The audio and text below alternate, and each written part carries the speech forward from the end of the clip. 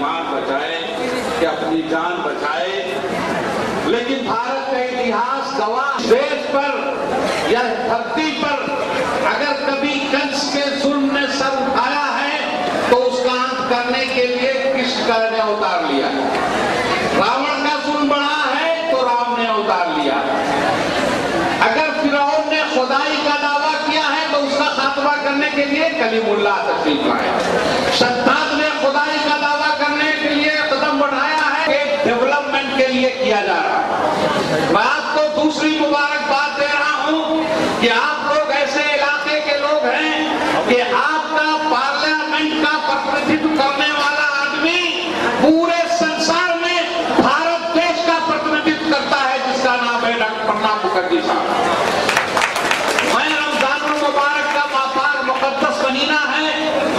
दोस्तों, एक वाकया शायद दादा को याद न हो कि दादा बहुत बड़े आदमी है, बहुत सा भला काम कर देते हैं, भूल जाते हैं। मुझे याद है कि हिंदुस्तान की तारीख में पहली बार जुलाई 2003 7 जुलाई से 9 जुलाई के बीच में, उस वक्त ओबीसी डिपार्टमेंट में सेक्रेटरी था, एक अलग अलग 5 जोन बनाए गए थे डिस्कशन करने के लिए। एक अलग से सेक्ट बनाया हुआ था, कांग्रेस एंड सोशल एम्पावरमेंट। उसमें पूरे हिंदुस्तान से सिर्फ 247 लोगों को बुलाया था।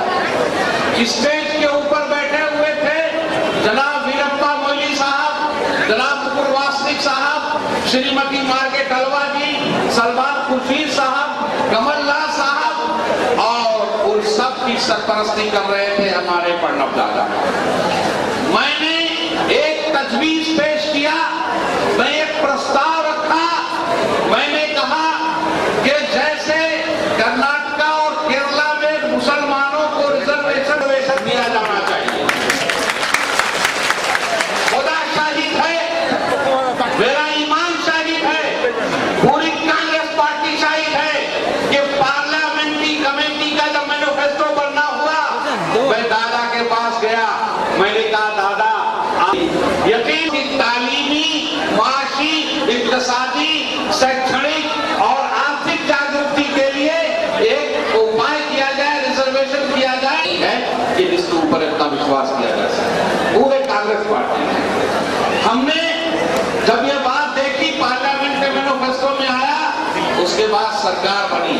सरकार बनने के बाद, आजादी के बाद पहली मर्तबा सच्चर कमेटी ने दूध का दूध, पानी का पानी रख दिया सामने। बैंकों में 15% प्रियॉरिटी सेक्टर में लेंडिंग, यानी तालीम, रोजगार, एग्रीकल्चर, छोटे मोटे कारोबार में 15% लेंडिंग, जितना भी बैंकों का बिजनेस होता है उसमें 15% अकलियतों के लिए रिजर्व किया गया। ये दादा की कमेटी की रिपोर्ट है। ये पूरे हिंदुस्तान में लाखों करोड़ रुपया दिया जाएगा और दिया जा रहा है। अभी तक का इस साल का टारगेट, अभी मैं एक हफ्ता पहले फाइनेंस सेक्रेटरी साहब से मिलकर आया था, 10% का टारगेट था, वो पूरा हो गया।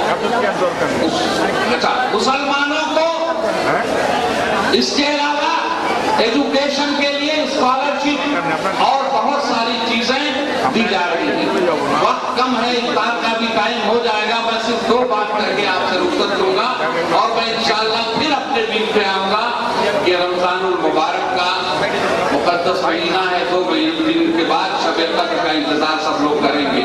वो रात जो किसी ये हजारों रातों पर भारी है, जिसकी इबादत मैं आप सबको उसकी अभी से मुबारकबाद देता हूँ। और जाने से पहले सिर्फ एक बात और कहूंगा कि अपने अपने अंदर आप पूरे हिंदुस्तान की तारीख उठा के देखिए। चारों तरफ से कुछ लोग आते थे कि इस्लाम खतरे में है, मुसलमान खतरे में है, कोई कहता है हिंदू खतरे में है, हिंदू खतरे में है, न हिंदू खतरे में है, न हिंदुत्व खतरे में है, न इस्लाम खतरे में है, न मुसलमान खतरे में है। हिंदुस्तान खतरे में है और इंसान खतरे में है। इसकी जिम्मेदारी हमारे ऊपर है। सबसे पहले जब भी गुलिस्तान को जरूरत पड़ी थी, हम सबसे पहले आए थे। हम कहते हैं कि आपको दूसरी मुबारकबाद देते हैं कि हिंदुस्तान की धर्मनिरपेक्षता की मिसाल आपने कायम किया कि यहाँ के 7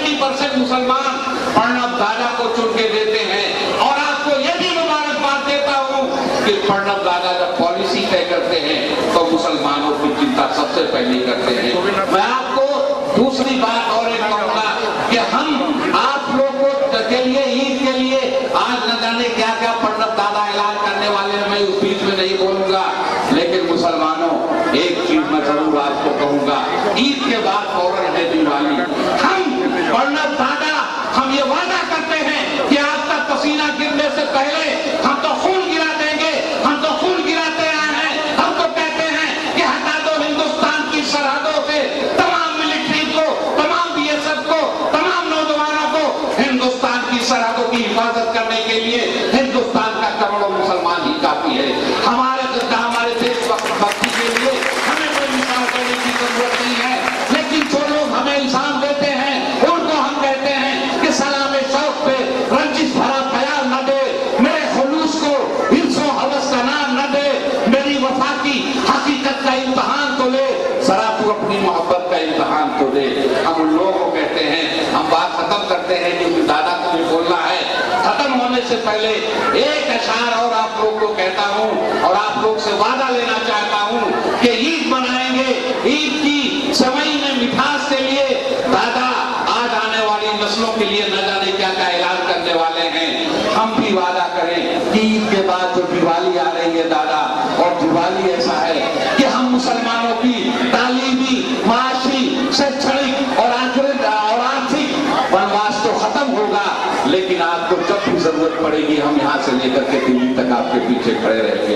हम ये वादा सिर्फ करने आए हैं। आपको खिदमत में फिर एक शेर करके मैं खत्म करूंगा कि सोच कर अश्क अपनी आंखों से मुस्कुराओ तो कोई बात बने, सर झुकाने से कुछ नहीं होगा, सर उठाओ तो कोई बात बने।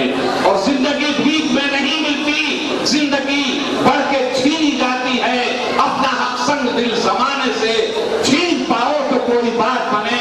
और नफरतों के जहान में हमको प्यार की बस्तियां बसानी है, दूर रहना कोई कमाल नहीं, पास आओ तो कोई बात बने। दादा के साथ आवाज में आवाज मिलाओ तो कोई बात बने। हम लोगों को बेवकूफ बनाने वालों को मिट्टी में मिलाओ तो कोई बात बने।